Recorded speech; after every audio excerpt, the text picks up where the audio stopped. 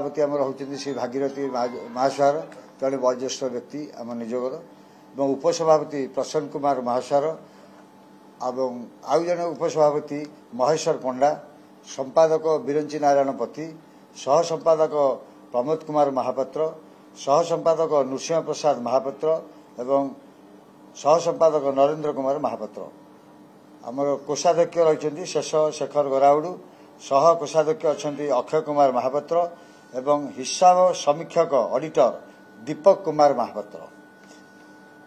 आमर आज यही सब सभ्य मानक आम मनोनीत सब कराई काली 16 तारिख दिन 16 फेब्रुआरी से गोटे 21 जनिया प्रतिनिधि सभा साधारण सभा विधिवत भाव निर्वाचित करी ताहा प्रोसीडिंग आकार ग्रहण कले तापर से 21 जन बसी आज किए को पदवी रहिबो सेमाने सर्वसम्मतिक्रमे स्थिर करिसंती एवं वर्तमान ब्राह्मण निजोगर सामग्रिक परिस्थिति उपरे जते संदेह थिला जते संदेह आसुची बा जते संदेह आसवाकू अच्छी ये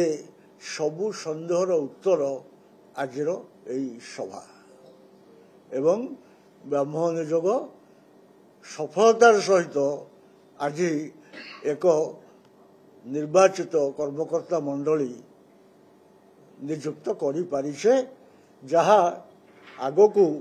लिंगराज मंदिर प्रशासन सह समस्त सहयोग रक्षा करी